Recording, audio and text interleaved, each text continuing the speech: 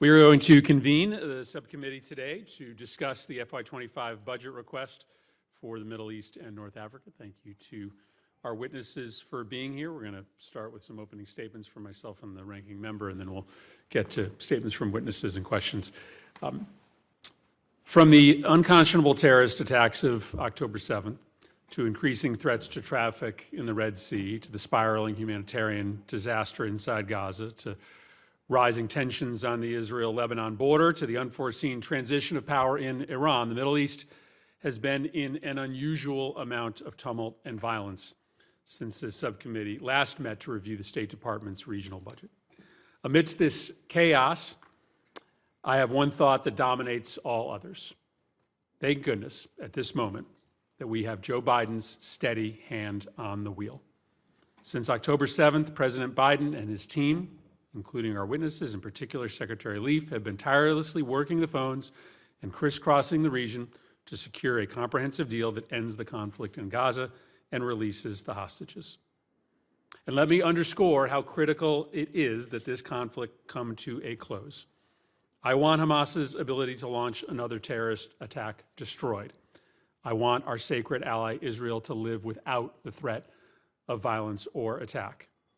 And it's important to note that this conflict could end tomorrow if Hamas surrenders. But they won't, because they don't give a damn about the Palestinian people. But I do not understand how Israel's current military strategy in Gaza, or their current lack of a strategy for what to do once the military campaign ends, effectuates either of those goals.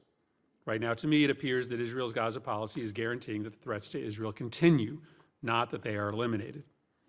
Leveling Gaza to the ground and unnecessarily killing thousands of innocent civilians in the process, it has a short-term moral cost, but it has a long-term strategic cost. The long-term strategic cost is that the carnage can become a boon to terrorist recruiting.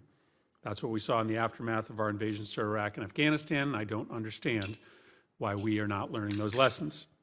But just as important as bringing the violence to an end is planning for the day after, because without a plan for how to rebuild and secure Gaza under viable new political leadership, terrorist groups like Hamas are just going to fill the vacuum, feeding on the despair of the Palestinian people and posing a continued threat to Israel.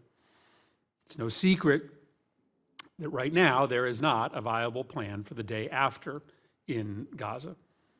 I'm glad that the administration is prioritizing planning with regional partners and like-minded allies in the EU and the G7. I'd like to hear more about that today.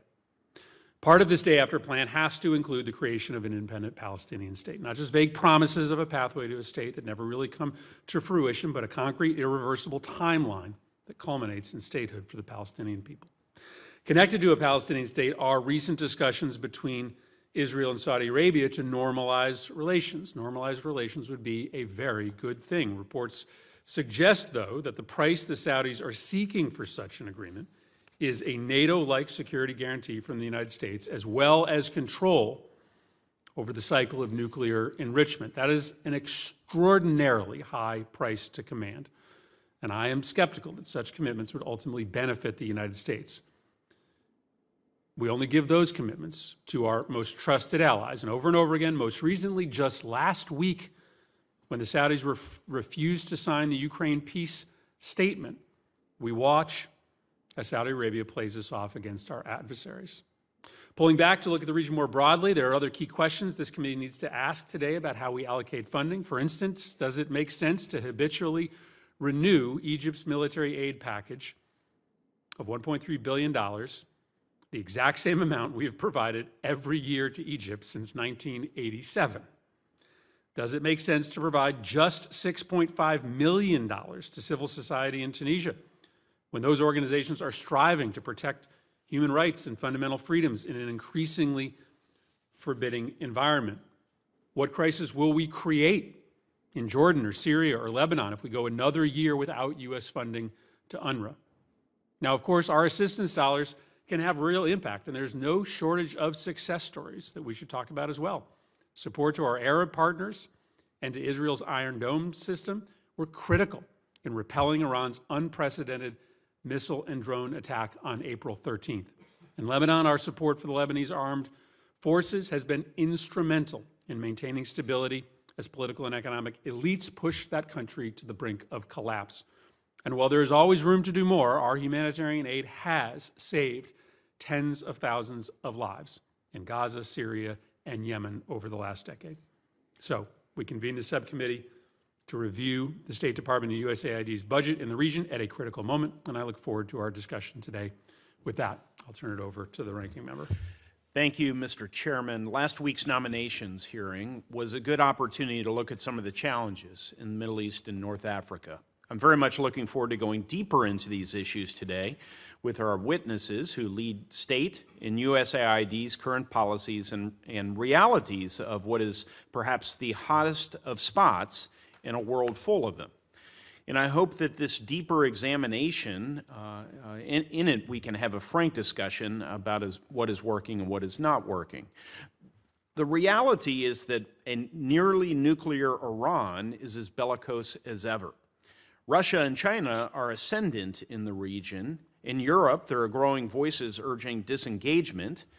Maritime security challenges in the Red Sea are constraining global commerce. Nascent alliances of our partners are at risk of crumbling, while those of our adversaries are being strengthened. Humanitarian assistance principles of neutrality and access are at their lowest post-World War II levels. Terrorist organizations are on the rebound, and smuggling of drugs, arms, and people is rampant, among other challenges. That's the bad news. Fortunately, there's some good news as well, and perhaps even more opportunity. Gulf countries have been eager to normalize relations with each other and Israel. Energy diplomacy managed properly is a generational opportunity to drive out Russian influence. Iraq is on stronger footing. And the recent potent and impotent displays of Israeli and Iranian, respectively, missile and anti-missile capabilities are among those positives. State and USAID's joint regional strategy for the MENA region is now 2 years old. A lot has happened in that time, and we don't need to dwell on how goals like enhanced prospects for a viable two-state solution for Israel-Palestine look in hindsight. But we do want to hear how this budget request reflects an updated view of that strategy's viability. I'd also like to get the administration's take on the relative priority areas in the region in terms of stability, countering violent extremism, supporting civil society, bolstering democracy, economic growth, etc. Obviously, the preferred answer is always all of the above, everywhere. We hear that a lot, but that's an aspiration, not a strategy. To the extent you can provide some specifics today, we're eager to hear them. We'll have specific questions for each of you, and I look forward to turning to that in a moment. Mr. Chairman. It's now my pleasure to introduce Barbara Leaf, Assistant Secretary of State for the Bureau of Near Eastern Affairs. Assistant Secretary Leaf, well known to this committee, previously served as U.S. Ambassador to the UAE and Senior Director for the Middle East and North Africa at the National Security Council. Also joining us today is Ms. Jean Pryor, Deputy Assistant Administrator of the Bureau for the Middle East at USAID. Ms. Pryor previously served as Director for the Office of Afghanistan Affairs and Deputy Director for the Office of Iraq Reconstruction. I will hand the floor to both of you for 5 minutes of opening comments, and then we'll engage in discussion. Ambassador Leaf. Thank you. Chairman Murphy, Ranking Member Young, members of the subcommittee, thank you for inviting me to testify on the President's FY 2025 budget request for the Middle East and North Africa, a region that remains of vital importance to U.S. interests.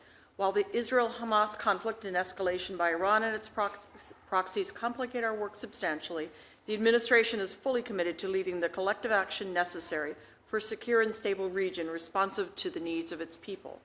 Diplomacy is the best means to address the issues at hand, and your support will undergird our vigorous diplomatic engagements to advance U.S. interests and contest strategic competitors seeking to exploit post-October 7th instability. On May 31st, President Biden presented a comprehensive ceasefire and hostage deal accepted by Israel that can end the conflict in Gaza. This deal would bring all the hostages home, ensure Israel's security, lead to a complete ceasefire, facilitate a surge of humanitarian assistance into Gaza, begin the refurbishment of essential services, and set the stage for the long-term recovery of Gaza. I just returned from a trip to the region with Secretary Blinken, where we announced new humanitarian assistance in response to the conflict and pressed key partners to do what they can to get Hamas to accept the deal. We are currently reviewing Hamas's response. We're pursuing an end to the conflict that must be built on conditions of enduring security for both Israelis and Palestinians. Our FY 2025 request includes crucial life-saving aid for Palestinians in Gaza, as well as for millions of refugees and internally displaced persons in Lebanon, Syria, Jordan, and Yemen. Our unrivaled network of partnerships, including those forged through the Abraham Accords, bolsters integrated defense and deterrence to counter malign actors. Israel, with the help of the U.S. and our allies, was able to defend itself from Iran's unprecedented missile and drone attack in April. To hold Iran accountable, we engaged with EU partners to secure expansion of sanctions authorities and worked jointly with the G7 and others to impose sanctions. Our regional partners play a critical role ensuring regional stability and security.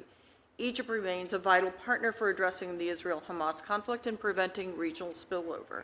It serves as a key staging ground and entry point for humanitarian aid and as a throughput for those evacuating Gaza.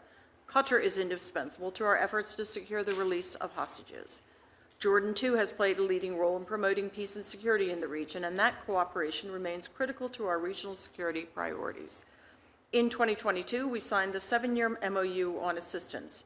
Jordan is making good progress towards its benchmarks, and we will be with them every step of the way to implement them.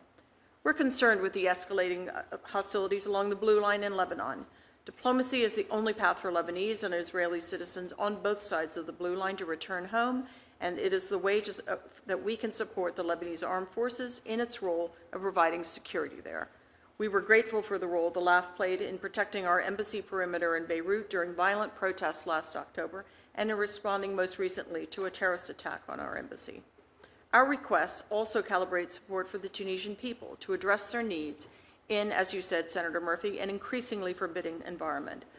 Targeted U.S. investments in the Tunisian armed forces have promoted professionalism and accountability there and counter strategic competitors attempting to gain influence by exploiting Tunisia's security challenges. Your support for the department's plan to establish an interim diplomatic facility in Libya allows us to scale up our diplomacy amid an intensification of Russia's destabilizing influence. Libya's funding under the Global Fragility Act and our $19.25 million dollars in bilateral assistance request supports our work to move Libya to an eventual transition to a democratic, stable, and unified state. We seek a durable resolution to the conflict in Yemen through an inclusive peace process under UN auspices. Houthi attacks in the Red Sea threaten the regional and global economy and undermine prospects for that peace. The $41.6 million Yemen request advances our priorities of lasting peace in Yemen and economic security for the Yemeni people. Our commitment to greater regional stability includes the enduring defeat of ISIS, which continues to pose a significant threat. With funds raised through the coalition and the continued support of Congress, we can improve security and reduce the populations in Al-Hol and Roj camps. Our $118.5 million request in ESF for Syria supports vulnerable populations who might be vulnerable to ISIS recruitment and works against ISIS's ability to reconstitute and threaten the U.S. Our goal is a stable and sovereign Iraq, integrated regionally and within the global economic system. Our work with Iraq to diversify and grow its economy helps the Sudani government deliver better opportunities for the Iraqi people. Thank you for the opportunity to testify on the President's FY 2025 budget request, and I want to close by thanking the subcommittee for your continued support for our efforts in the region. Thank you very much. Ms. Pryor.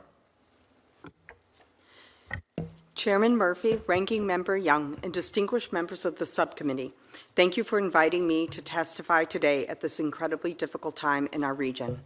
We all know that the Middle East and North Africa are at a critical inflection point. Hamas's abhorrent attack on Israel and the ongoing conflict in Gaza have taken center stage across the globe. The challenges of the moment offer an opportunity in which the relatively modest amounts in our fiscal year 2025 request might play an outsized role in shaping a peaceful and prosperous future for the region. While we remain focused on the immediate response, we must also examine the entire scope of the region's challenges in order to envision a path forward. Water and food insecurity, high numbers of displaced persons from conflicts and national disasters, corruption and economic mismanagement already strained the region's resources prior to October 7th. The region's fragile economies have been further set behind by the ongoing violence. Palestinian gross domestic product in 2023 declined by $1 billion compared with 2022, all of that in the fourth quarter. And earlier this year, the International Monetary Fund lowered its growth forecast for the region to 2%, significantly below the 5.6% growth rate seen in 2022. Our fiscal year 2025 request proposes critical investments to address the region's needs. In response to the conflict, we have requested an increase of $10.3 million to mitigate post-conflict needs in Gaza and the West Bank, and $5 million for Lebanon. We've also requested an $11 million increase in funding to support Morocco's recovery from last year's earthquake, and an additional $22 million to reintegrate returnees from El Hol into their communities. We will use these increases and our other requested investments to build on our previous accomplishments. More recently, USAID supported the departure of 66 families from El Hol camp to Deir ez-Zor Governorate, where we are supporting them and their communities with legal assistance, transitional shelter, psychosocial support, and job opportunities.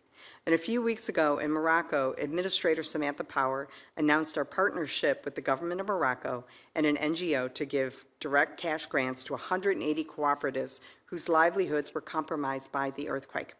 Our peace-building work deserves particular attention given the growing divisions in the region. Although tensions remain high, we continue to see signs of hope in the dedicated peace builders in the region. Our partners through the Nita M. Lowy Middle East Partnership for Peace Act remain committed to their work, and our Middle East Regional Cooperation Program has likewise seen positive signals for continued cross-border collaboration from its participants. Proposals for collaboration between Palestinian and Israeli researchers remain among the top proposed Merck partnerships. Our FY25 request continues funding for these critical activities to continue the work of building enduring peaceful ties between Israel and its neighbors. Despite the numerous regional challenges, space remains to influence the trajectory of the region. The region's young population will play a critical role in shaping their future. We must invest in helping these young people develop a Middle East and North Africa region that is integrated into the global economy. With the funds requested, we will not only empower the people of the Middle East and North Africa to forge a more promising and prosperous future, but also ensure security for America and its allies. Thank you. Thank you very much, both for your testimony. We will now undergo a round of 5-minute questions. Ambassador Leaf, let me first talk to you about day after planning in Gaza. The FY25 request largely maintains recent funding levels for the West Bank and Gaza, despite the fact that we know we have a huge bill ahead of us.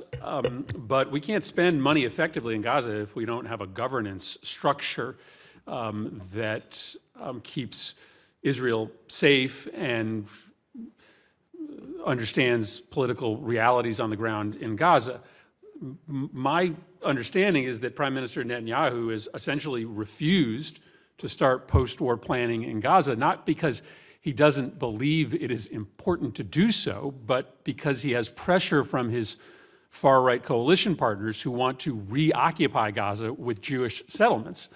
So can you just talk for a moment about the status of planning for what the governance structure looks like once this conflict comes to a close? Because we are keeping our fingers crossed that with or without an agreement, we are, potentially weeks, maybe a month or two away from the formal military operations coming to a close. And it is just extraordinary that we have no viable plan from the Israeli government as to what comes next. Senator, this question of what comes next, what comes after this conflict is one that we have discussed extensively with our Arab partners, with the Palestinians, with the Israeli government over the course of the last 4 or 5 months. And you're right, there is still insufficient planning, to say the least, on the part of the Israeli government. I would say, however, that has not kept us from doing the work on our side and consulting extensively, and also drawing up some concepts that, as Secretary Blinken said last week, we will be prepared to share with partners here shortly. I just got back on Thursday from the trip that the Secretary took to Cairo, Jerusalem, Tel Aviv, Amman, and Doha, and I will probably leave again this weekend to continue those discussions and to drill in deeper. But suffice to say, there are some essential points of agreement notwithstanding, and that is that everyone is joined by the resolve to see Hamas removed from a governance role, and a governance role in particular at the point of a gun. Now, how we get there is going to be exceptionally difficult, and in no small part because of the conditions that prevail now in Gaza. But we are discussing this with our partners and looking at a variety of different concepts. I don't really want to go into those details in this public setting because, as you can imagine, it's all pretty sensitive. These get to the heart of politics for every one of these governments and for the Palestinians and the Israelis as well.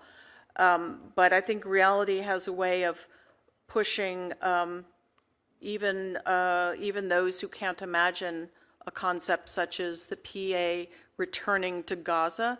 Reality has a way of intruding, and I think, as the Secretary frequently says, you can't beat something without something as an alternative for Palestinians. Let me just, I understand the sensitivity about discussing particular plans. Let me just share a skepticism with you.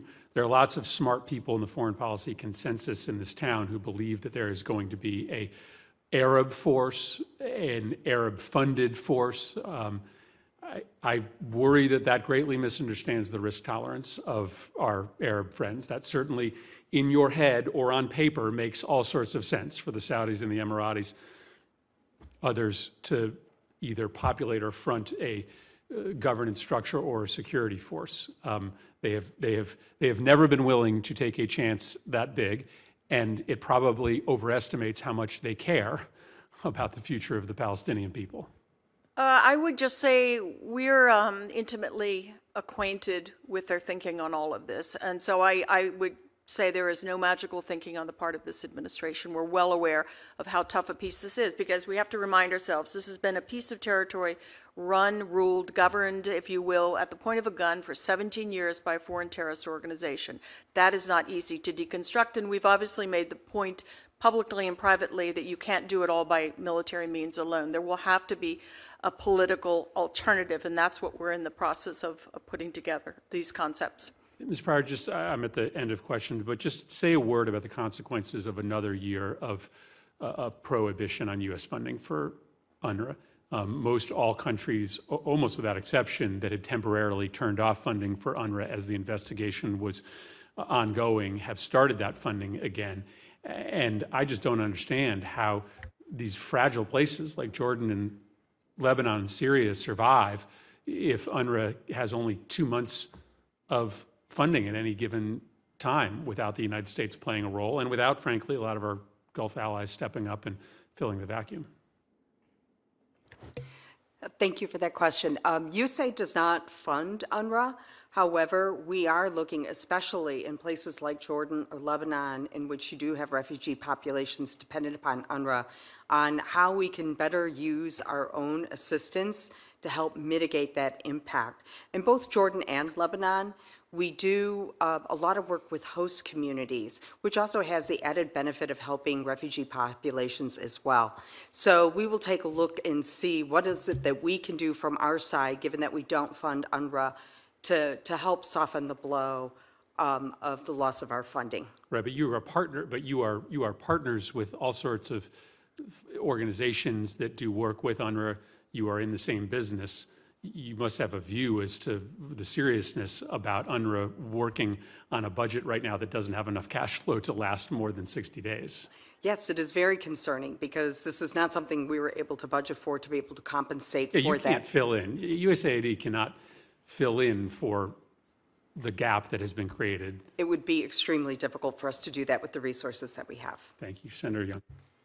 Assistant Secretary Leaf, you referenced this concept of the Palestinian Authority returning to Gaza, something some senior administration officials, including the President of the United States, has mentioned, discussing a revitalized Palestinian Authority. Assistant Secretary, what specific parameters will meet the threshold for a revitalized Palestinian Authority? So the PA government, the new government that was established in April, has a reform agenda of its own, and one that we are pressing them to implement.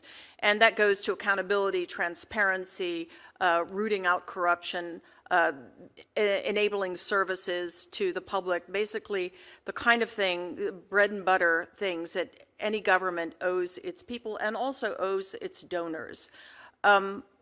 The problems it's facing right now is a severe financial crisis. That is one that has been, in part, the product of October 7th and the closure of the West Bank in large part to traffic and a shrinking of the economy. It's also the withholding of clearance revenues by the Israeli government at this point.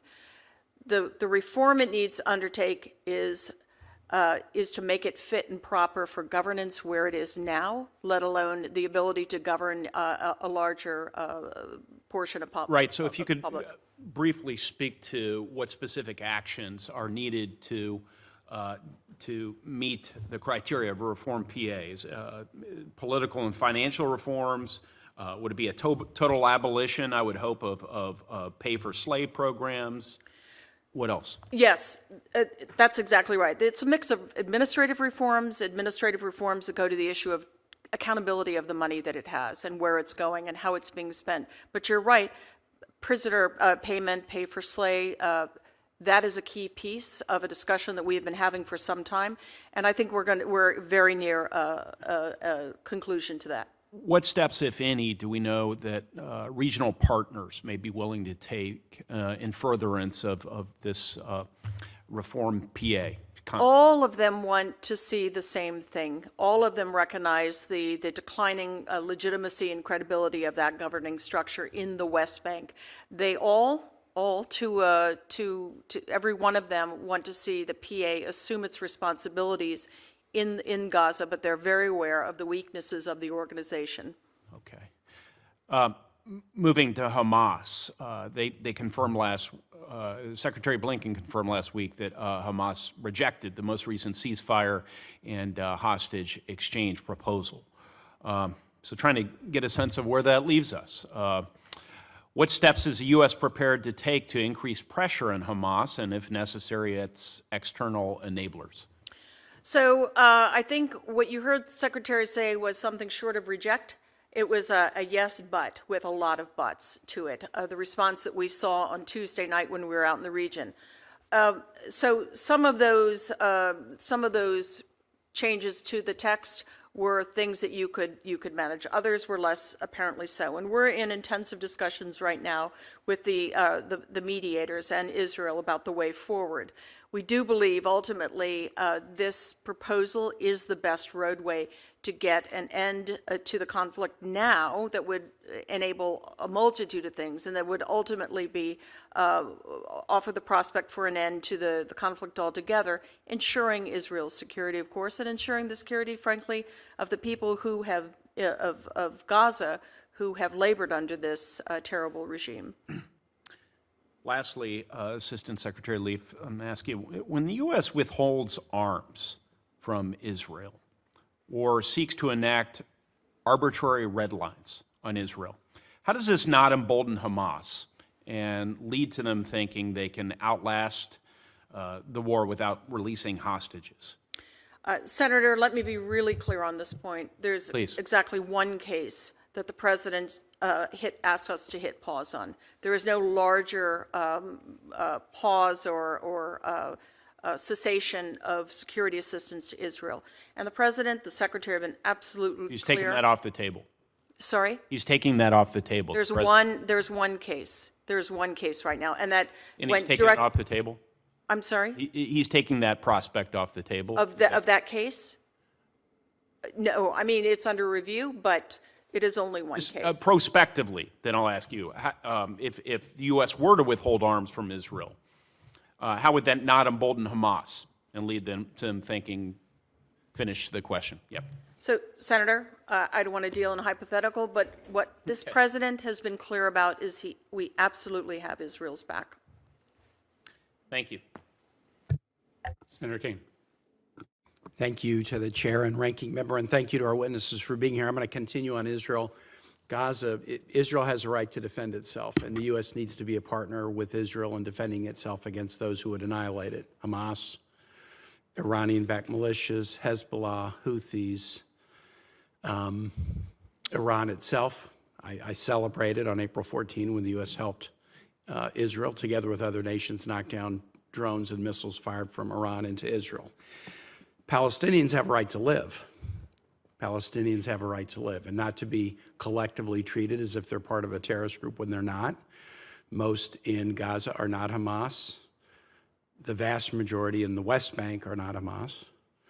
And while I support the U.S. effort to give Israel tools to defend itself against those who would annihilate it, I have been disappointed and expressed it publicly that the Israeli effort to support humanitarian aid to civilians, Israeli discussion about a future for Palestine, the slow pace of allowance of aid, the commission of violence against Palestinians on the West Bank, in some instances escorted by IDF reservists and Border Patrol officials, make this look to many that it is not just a defense against Hamas, but that it is a larger effort to target Palestinians.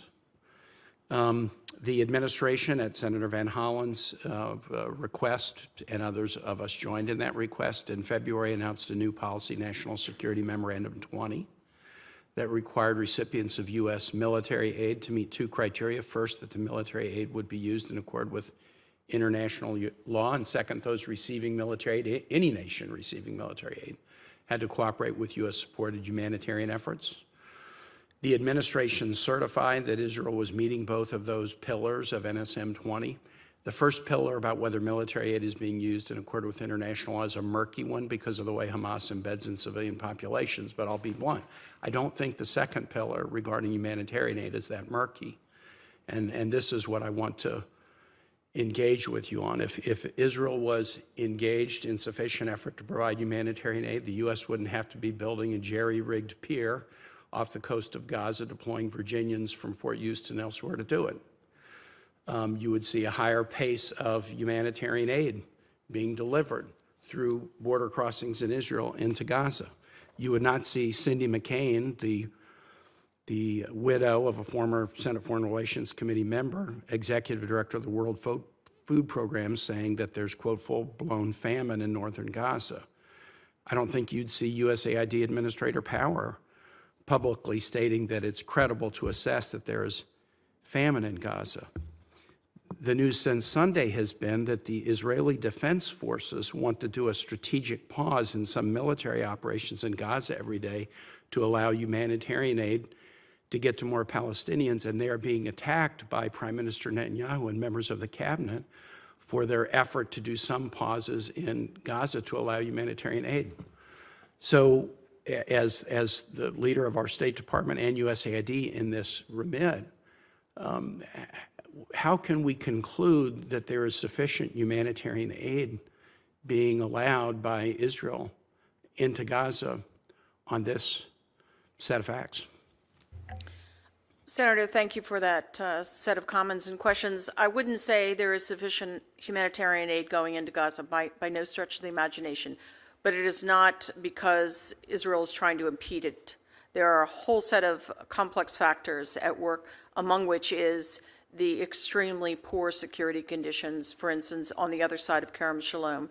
I was on a long discussion, a phone call this morning with our embassy in Jerusalem, as well as our special envoy, Lise Grande, and she and we are working assiduously to help untangle some of the issues, and some of them are quite difficult to get at, because as the IDF has stepped back, various violent actors have stepped in, to the point that even the much diminished Hamas enforcers cannot get control of independent families and gangs and so forth. So that is a huge piece of what is going on right now.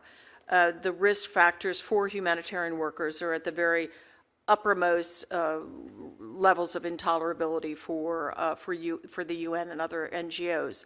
But we're working across the board on these issues with the Israeli government, with the IDF, with COGAT, and they are doing these pauses.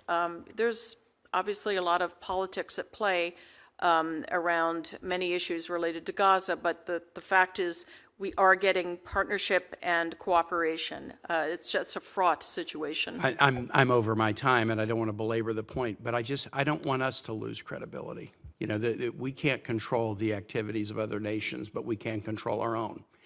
And when we render a conclusion that Israel is sufficiently cooperating with the United States on the delivery of humanitarian aid, at the same time as we're having to spend hundreds of $millions on a star-crossed effort to build an unworkable pier to get humanitarian aid into Gaza. And if we render a conclusion that Israeli actions are sufficient when the Israeli government is engaged in a significant war of words against their own IDF trying to deliver humanitarian aid to Gaza, where it makes us look like that we lose our own credibility by blessing an effort that is thus far entirely insufficient. I yield back. Senator Van Hollen. Thank you, Mr. Chairman. Thank both of you for your testimony and service. I want to begin with a question about an Egyptian man, Mahmoud Hussein, who was arbitrarily detained for wearing an anti-torture T-shirt in 2014. He was released after 2 years on arbitrary pretrial detention, but then rearrested in April 2023. He's now free on bail. We're pursuing this case because he has family in Baltimore and also because he's been unjustly detained. My question, Madam Assistant Secretary, is a very simple one on this. Number one, are you familiar with the case? But number two, when do we expect the Egyptian Parliament to finally pass the proposed legislation to change the arbitrary detention rules? I'm just looking for a straight factual answer here. I'm generally familiar with his case, but not in the details that you've just cited. To the second question, I can't give you an answer, but I will be happy to come back with that answer. If you could, yeah, we've been in touch with Egyptian authorities, and this is something they keep saying is going to happen, but it never seems to actually happen. I'm just going to read a post from on the humanitarian situation in Gaza. I may come back to it, but I don't think anybody can question the credibility of UNICEF's global spokesman, James Elder. This was a post he put up just a few days ago when things have allegedly improved. This was my Wednesday in Gaza. 13-hour mission to go just 40 kilometers. 8 hours held at checkpoints. Despite approvals, our truck carrying UNICEF medicines and nutrition supplies for 10,000 children got turned back. He adds to that note, and 2 fishermen seeking food for their families shot dead on the beach in front of us. So, Madam Assistant Secretary, I don't think that the humanitarian situation in Gaza has gotten better. We saw more goods coming in from the Erez crossing, and it was improving slightly, but then, of course, the Rafah operation shut off anything coming across the Rafah crossing. And Kerem Shalom, you can cross from Kerem Shalom into Gaza, but if you can't actually get to the people who need the help, obviously that doesn't achieve the goal. I want to associate myself with the comments of my friend Senator Kaine, both in terms of Israel's clear right, in fact, I would argue duty, to defend itself, but also the importance of the conduct of the war. The President's talked about this. But I want to turn to the West Bank for a moment, because the West Bank is growing more unstable by the day. You've had over 122 children killed in the West Bank since October 7th alone. And there are lots of people who are responsible for overseeing the West Bank, but one of them, as you know, is Finance Minister Smotrich, who also has an important portfolio within the Ministry of Defense over civil affairs in the West Bank. And there are numerous reports indicating that he's used his position to assist extremist settlers, including many who have been sanctioned under the administration's EO, and I commend the administration for its EO, In addition, as reported in a New York Times Magazine piece with longtime investigative reporters, IDF officials have said that Smotrich has undermined efforts to limit construction of settlements illegal under Israeli law, quote, to the point where it has disappeared, unquote. He then boasted about this, Smotrich, saying, we will do everything to prevent a Palestinian state that will endanger our existence here. I'm proud to fight and prevent the Arab takeover of territories and help legitimize the Jewish heroes who settle the West Bank, unquote. And I don't know if you were with Secretary Blinken back in March, but at that time, Smotrich announced the largest single seizure of Palestinian lands in one day. He also has been talked about, has been withholding funds. You, the Secretary, the President have talked about this. You would agree that these are all destabilizing to the West Bank, would you not? Yes. And so my question is this. The EO is very clear. What the EO says is that any individuals or entities who have engaged in actions, including directing, enacting, implementing, enforcing, or failing to enforce policies that threaten the peace, security, or stability of the West Bank, are subject to this set of sanctions under the EEO. Why has the administration not sanctioned Smotrich, given the clear violations of the terms of the president's executive order? Senator, if I can quickly turn back to the the humanitarian situation in Gaza, I want to be clear about one point. I'm not suggesting that it has improved. We were beginning to see an improvement, a gentle trend upwards in April. That was reversed with the Rafah operation, and so we are working against that. On the West Bank, you're absolutely right that there are a whole constellation of factors and actors that are taking things to a very precarious position. And I would agree with you on all of those points, that those are relevant to that picture. You can appreciate that we don't discuss publicly who we put on our list for consideration. It is an ongoing process. I thank you. And just in closing, Mr. Chairman, again, I would really urge the administration to take this action and take it immediately, because the situation is getting worse, not better.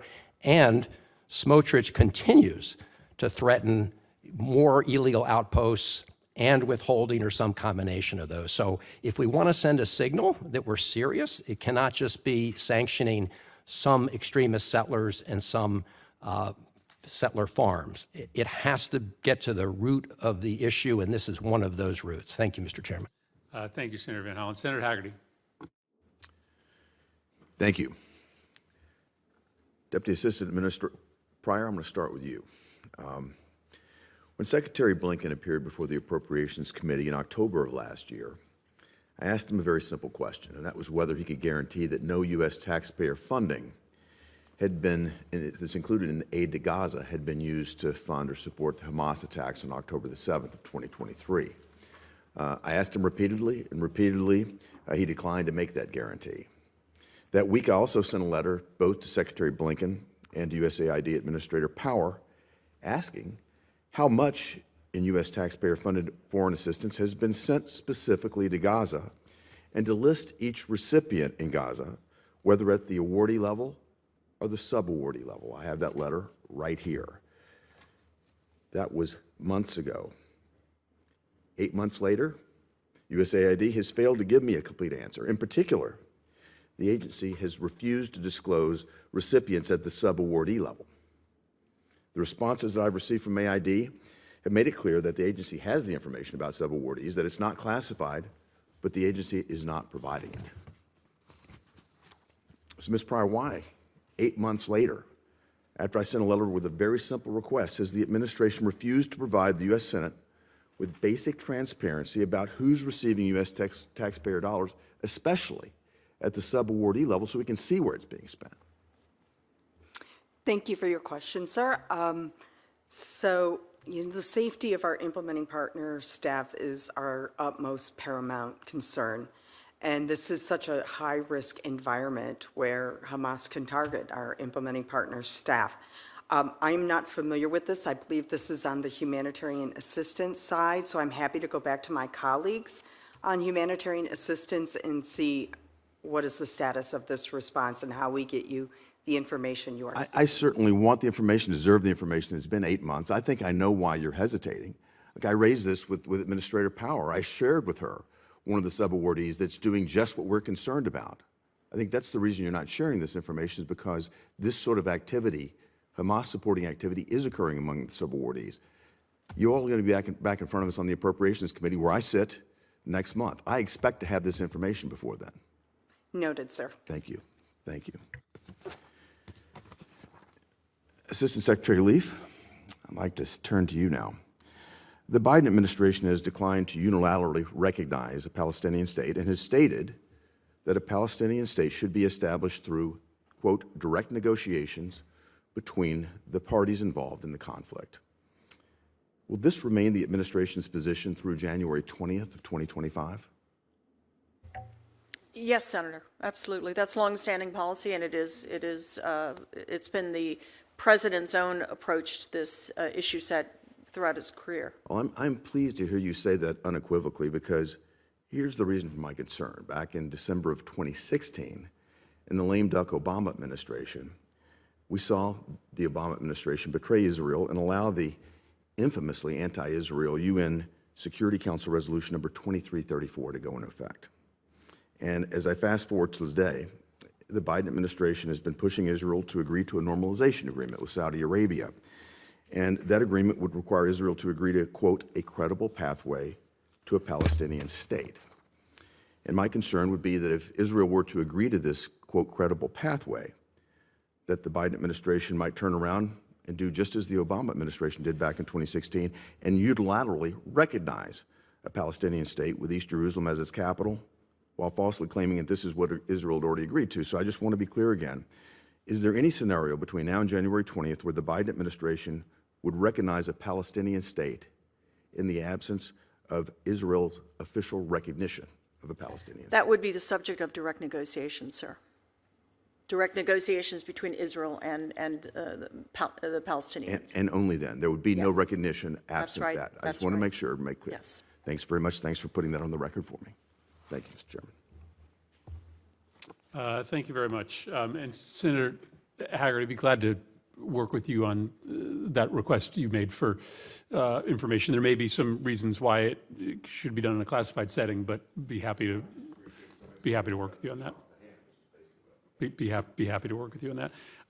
We'll open it to a second round of questions here, at the very least, from myself and the ranking member. Ambassador Leaf,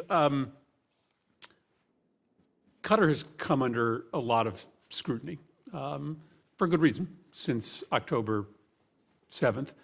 But I misunderstand a lot of the animosity. Yes, they host Hamas, but my understanding is that that has been at our request. Yes, they have relations with the Taliban, but that has accrued to the benefit of the United States, utilized by Democratic and Republican administrations. They have previously been the conduit that flows funds into Gaza, done at the request of the Israeli government. So just speak for a moment about how the status of the U.S.-Qatar relationship right now, and what the world would look like if we didn't have Qatar's ability to allow us to speak to our adversaries in the region. Thank you, Senator, for that really important question. And having gone to Israel, I think 9 times since October 7th, and actually my first 2 years in office, I did a lot of work with the Israelis on especially the Israeli security establishment. And I would say that there has been, even before October 7th, there were very mixed feelings about the logic of using Qatar as a conduit for funds. But after October 7th, of course, there has been the just really terribly traumatic, the trauma that endures as long as hostages are kept by Hamas and other actors in Gaza. So there has been frustration from the same folks who understand that Qatar is a really critical channel, just as you say, alongside Egypt, but it has just gifts that it brings and influence it brings to bear on this. I would just say the following. Qatar really, to use that somewhat tired expression, really does punch above its weight. And it has a nimbleness of approach with a variety of actors that we don't have relations with, but that we need to communicate with, and regimes as well as non-state actors. And they have worked tirelessly on this hostage piece. There has been very understandable frustration from the families, from the Israeli government. Can't Qatar do more? Can't you, the U.S., put more pressure on Qatar to put more pressure on Hamas? And I would just say, as I did a few weeks ago before HVAC, there's the cadre of political officials of Hamas in Doha, and boy, do they squeeze them. I can assure you they squeeze them. But at the end of the day, there's one guy, 10 stories below the ground, a psychopath, messianic in his own belief that he has established himself in history, and there's sort of a sunk cost to having lost thousands of fighters and caused carnage in Gaza. So Qatar's ability to do the indirect mediation is critical to our interests and to Israel's. But I would say they have become a very trusted partner of ours. Yeah. There are other allies of the United States that have relations with Hamas. Qatar's the only one that seems to be willing to do the hardest work of convening these conversations. Yes. So an imperfect ally. Yes. And a human rights record that needs to get better. But appreciate your comments. Let me ask you one bigger picture question. We have the outlines of a very important potential agreement in Lebanon to be able to move Hezbollah back off the border and maybe even get in a conversation about border demarcation. We have a political standstill in Yemen with the added complication of Houthi provocations into the Red Sea. Both seem static until the Gaza conflict comes to a close. I just think it's important for this committee to understand that the end of the conflict in Gaza is important to be able to ultimately bring about a long-term security settlement with respect to Hamas's ability to hit Israel ever again. But it is also right now standing in the way of moving forward on a Yemen political process, on a de-escalation with the Houthis, and a potential breakthrough in Lebanon. Am I right about that? You are absolutely right about all of that. And, the diplomacy continues even while we are working to get to that ceasefire agreement. So Amos Hochstein is out in the region. He's been out there for several days, essentially working to calm things down. Things are quite volatile, alarmingly so. And we heard that in stereophonic sound last week on our trip through the region. So he is doing his work even ahead of a formal pause. Tim Lenderking is doing his work relentlessly, both in terms of the work with our partners on Red Sea security, but importantly on the piece to get regional partners to really lean in hard on the Houthi. So all of this continues at pace, but you're right, the Gaza ceasefire will be the break point where we can do something really important in both directions. Let me sneak in one last question on Egypt. The State Department waived certification requirements tied to human rights improvements on the $235 million of Egypt's FY 2022 FMF. But upon becoming chair of the full committee, Senator Cardin put a hold on that funding.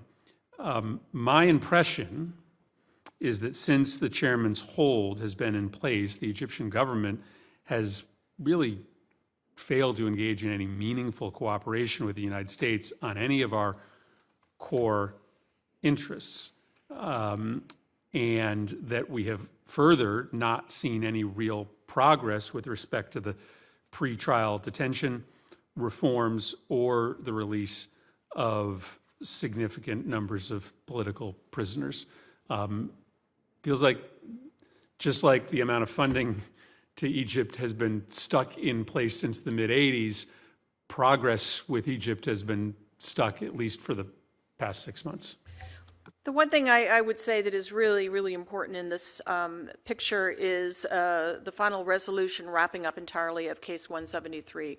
And, you know, the dismissal of charges, the release of freezes and detentions and so forth. So this is a really significant step forward for all of the people and the organizations that were caught up in that years-long case.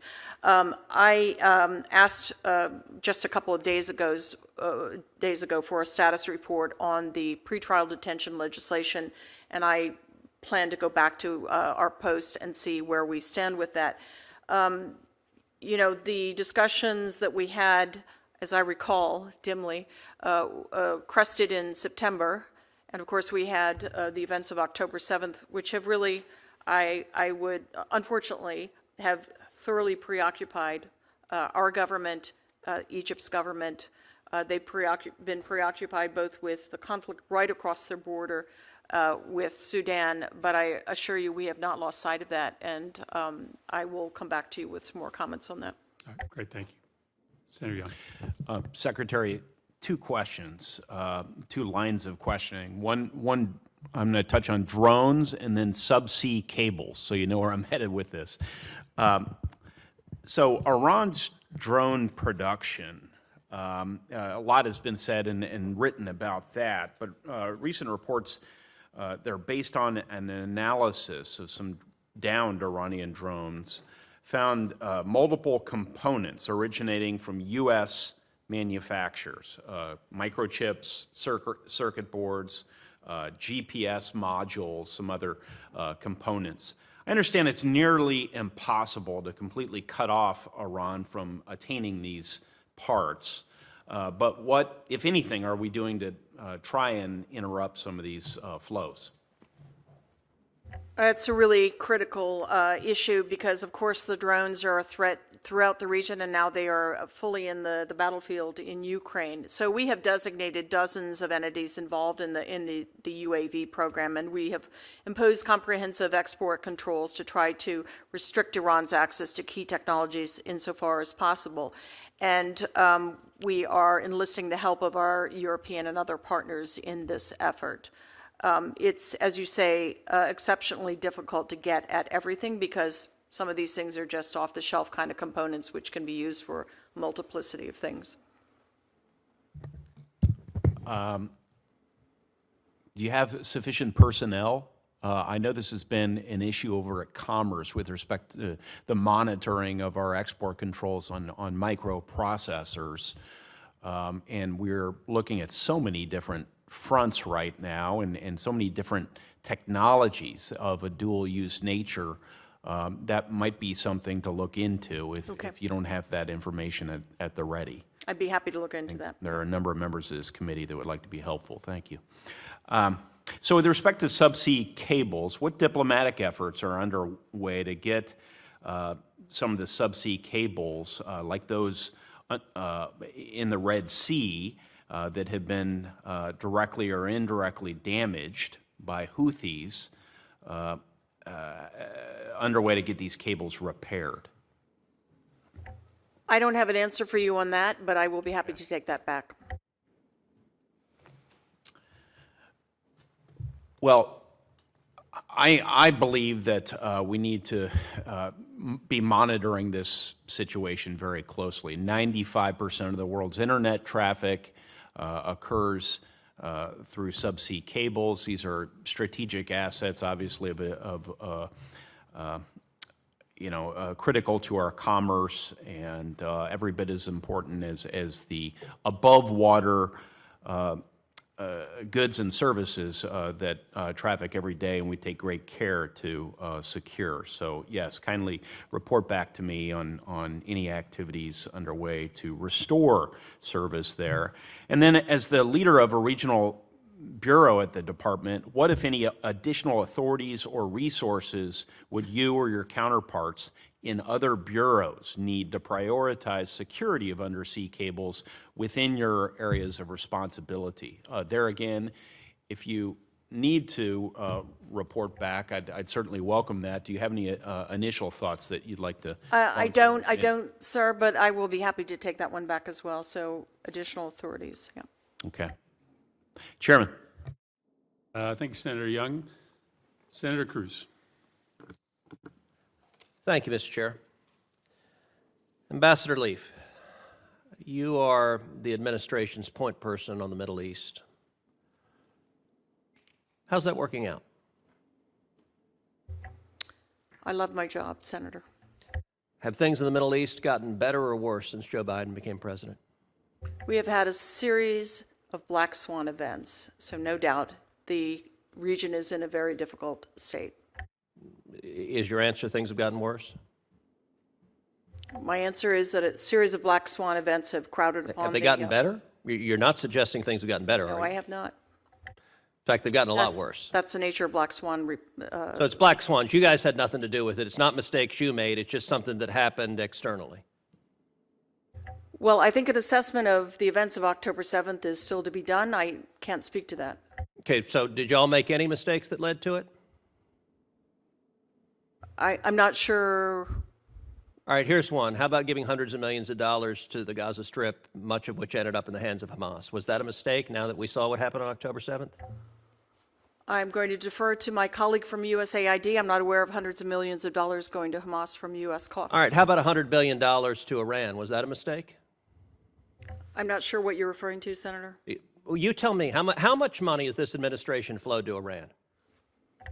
We have not flowed money to Iran. Really? We have money in accounts that are restricted for humanitarian use only. And money's not fungible? This regime will always spend money on these kinds of activities, the proxy activities. When Joe Biden became president, how much was Iran selling in oil a day? I don't have that figure for you, Senator. Of course you don't. The answer is about 300,000 barrels a day. How much is Iran selling in oil a day now? Somewhere short of 2 million. So it went from 300,000 barrels a day to 2 million barrels a day. That's about $80 billion that the Ayatollah has made because your administration refuses to enforce oil sanctions. No, we do enforce oil sanctions. Well, you do Senator. so terribly because the number has increased almost tenfold. But because of the strictures that we put on, the sanctions that we put on, the targeting that we've done, 230 alone directed towards those who traffic in Iranian oil, that has imposed a heavy cost on Iran, and we estimate that Wait. You're saying it's a heavy cost. They went from 300,000 barrels a day to 2 million barrels a day. Where's the heavy cost? That's an extra 1.7 million barrels a day. That's $80 billion. True or false, 90% of Hamas's funding comes from Iran? No, not 90%. It is a large, it's a Okay, how much is it amount. then? I don't know at this Of course, you're in charge of the damn region, and you don't. What do you mean you don't know? At this exact moment, I can't tell you. All right, how because much of the Hezbollah's strictures- funding comes from Iran? Huge amount. It's about 90%. Both of those are about 90%. Do you think it made the world safer or less safe to take a theocratic lunatic like the Ayatollah who chants death to America and death to Israel and to flow $100 billion? Did that make us more safe or less safe? The U.S. is not flowing money to Iran, Senator. What about the $6 billion in hostage payments? Not a penny is moved. And money's not fungible? They Not a can't put penny that is up for moved. credit facilities? Not a penny is moved. You're where you're under oath. I am. And could they put that money up for credit facilities to use money to fund their terror activity? I'm not sure who would be in the position of lending them money at this point, Senator. We do have plenty of sanctions. Iran is one of the most heavily sanctioned But you're not enforcing regimes. them. This administration, every lunatic on earth that wants to kill us, this administration gives money to. All right, let me ask you this. Israel has said it is their policy to utterly eliminate Hamas. Does this administration, does President Biden support Israel in its commitment to utterly eliminate Hamas? Of course. Of course, then why are you calling for an immediate ceasefire before they eliminate Hamas? Israel has accepted that proposal. No, they have not. They have. Is there a ceasefire that's happened? Hamas has not yet fully accepted Is there a ceasefire? Israel most certainly has not. I'm aware the Biden administration has told the press that Israel has. The Israeli leadership. So I asked you a question. Do you support Israel's military objective of utterly eliminating Hamas? You said yes, and the next sentence you said, but they should cease fire right now and not eliminate Hamas. No, I agree with the way that the president characterized it, Senator, on May 31st, which is to say that we agree with the objective that Hamas never again control the Gaza Strip or threaten Israel. That will not be achieved by military means alone. So it's not no, we said their military objective was to defeat Hamas. So you just said it's impossible to defeat Hamas. When you Is that first right? posed the question, you said eliminate Hamas. I said utterly eliminate Hamas. I didn't say over time, not over 1,000 No, years. I said defeat an enemy because they are murderers who murdered 1,200 people who raped women and little girls.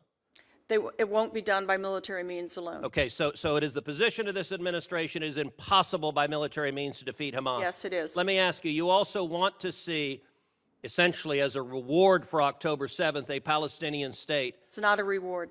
It's not a reward. It just achieves what they want as a benefit for these murders. Let me ask you something. If Hamas is governed by Hamas, if Hamas governs Gaza, how is Israel's safety protected? It's an impressive job, Mr. Chairman. Bang, bang. Let the witness finish answering the You question. should not be frightened of these questions, Mr. Chairman. Gentleman's time has expired. Hamas has never supported a two-state solution. So indeed, a Palestinian state that is negotiated with Israel, that lives in peace side by side And with governed by Israel, Hamas. is not a reward to Hamas. Hamas doesn't support such a thing, does not recognize Israel's right to exist. Your policy has been an utter disaster. Thank you very much to both of our witnesses for being here today. What we're going to do is keep the record open until 5 p.m. on Thursday, and we'll appreciate any answers to questions that come in before then. With that, this subcommittee is adjourned.